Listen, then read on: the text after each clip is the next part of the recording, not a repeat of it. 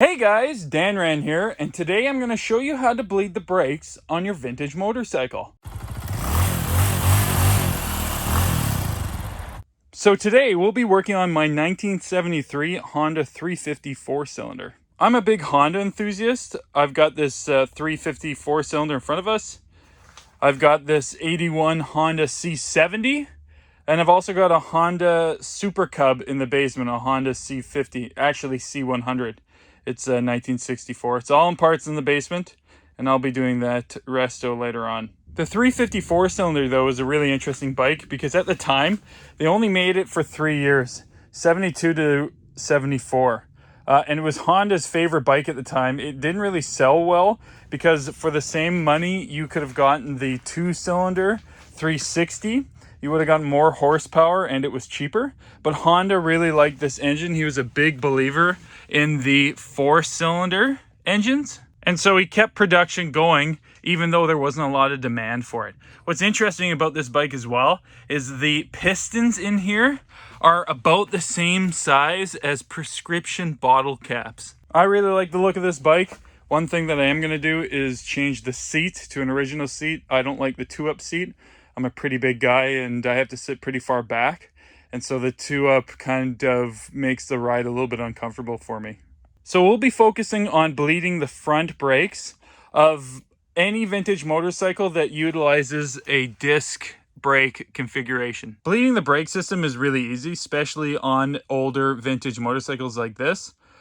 If you ever suspect that your brakes are soft, if they're spongy, if you pull down the brake lever and you don't feel like you're getting the right amount of brake to how hard you're pulling, then it might be a good idea to bleed the brake system. On hydraulic brake systems, if any air enters the system, then it will actually compromise the braking. To bleed the brakes, we're going to be working with two parts of this motorcycle. We're going to be working with the brake caliper, and we're going to be working up here on the right-hand side of the motorcycle with the master cylinder. The master cylinder is what pushes the fluid down to the caliper and applies the braking on the rotor by the brake pads. On any motorcycle, the master cylinder will be on the right-hand side and will be attached to the brake lever. For attempting this job, you're going to need to get yourself a wrench set and 3-dot brake fluid.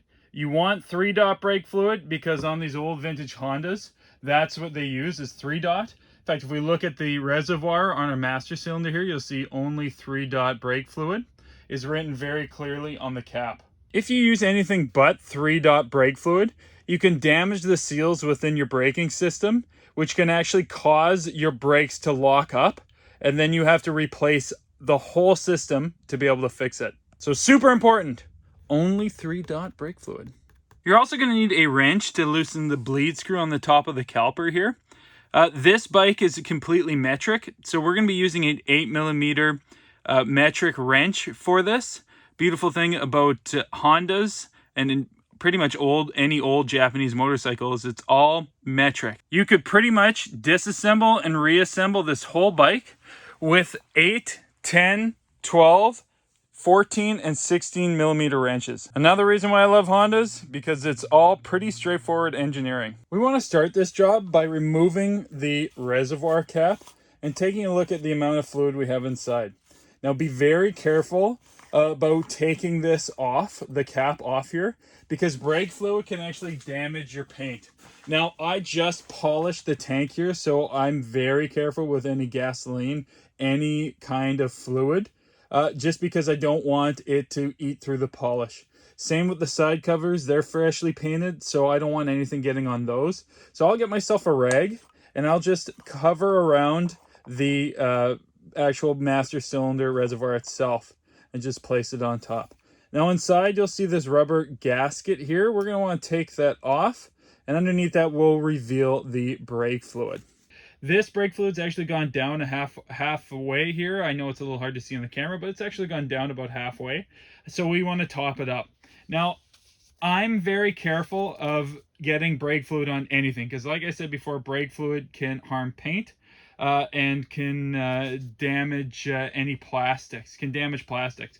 So I will put the cover back on after filling it up just so that I don't have to worry that if I bump the handle that any of the brake fluid will go anywhere that I don't want it. I'm going to go ahead and crack open my 3-dot brake fluid. Yes, my 3-dot brake fluid, not 4, not 2, not even 1.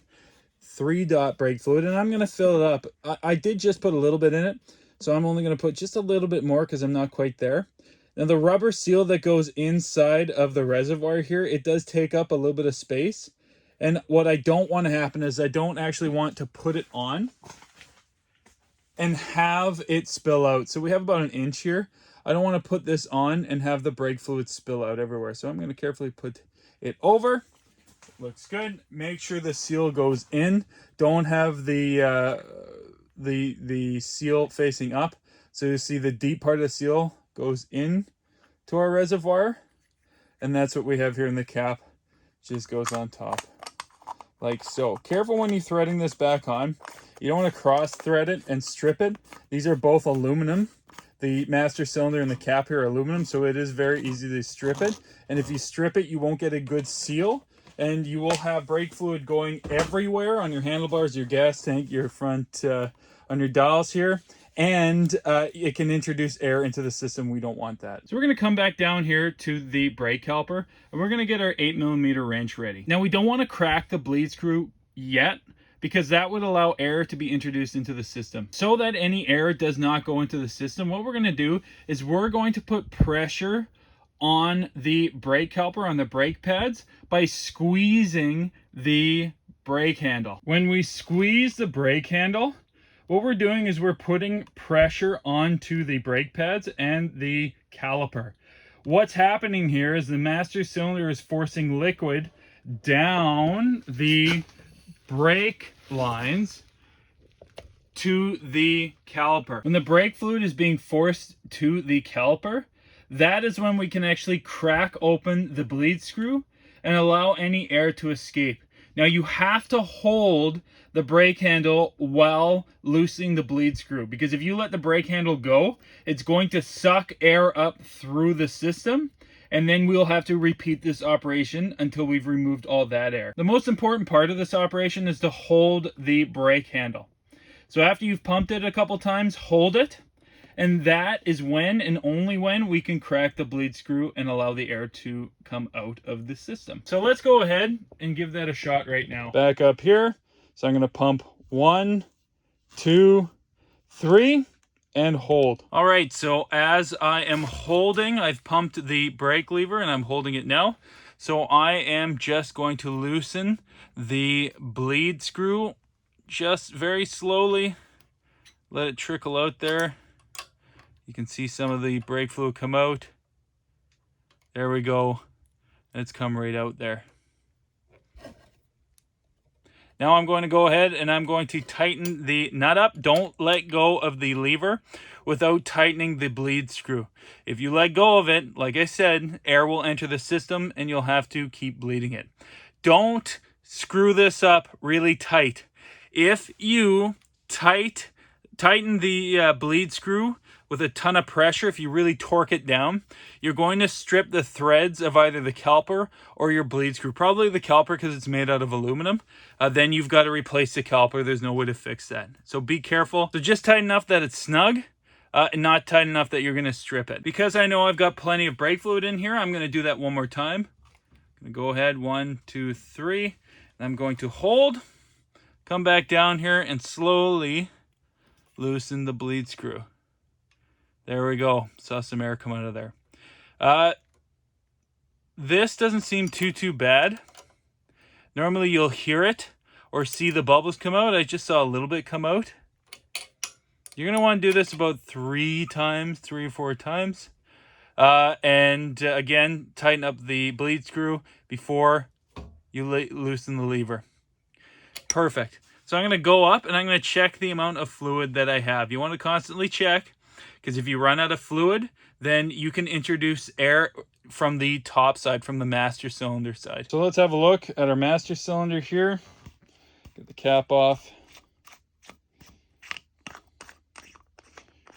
Grab my rag.